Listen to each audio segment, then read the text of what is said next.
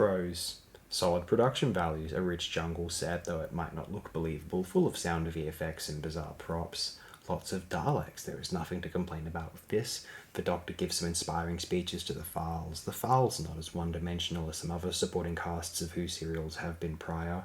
Attempts at action sequences somewhat semi-regularly. The Daleks at times seem quite dangerous, serious, scary as they inexplicably were during much of the classic era, scary because of their capabilities in spite of their overt, illogical, absurd qualities to their quasi-biology.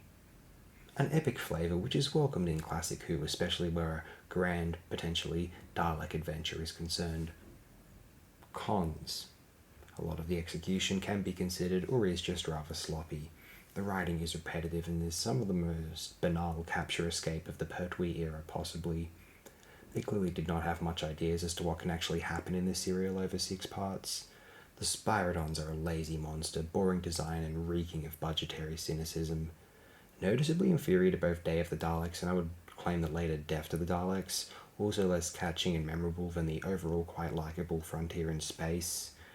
The Daleks at times seem not dangerous whatsoever and even rather pathetic, which is unfortunate and distinct from, for instance, Day, Evil of, Power of, or Genesis definitely. Rather straightforward adventure fare without being thrilling from moment to moment either.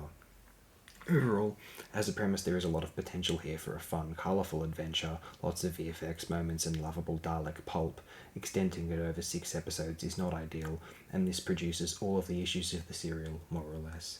The next serial is a major classic, let's see how its individual episodes hold up, shall we?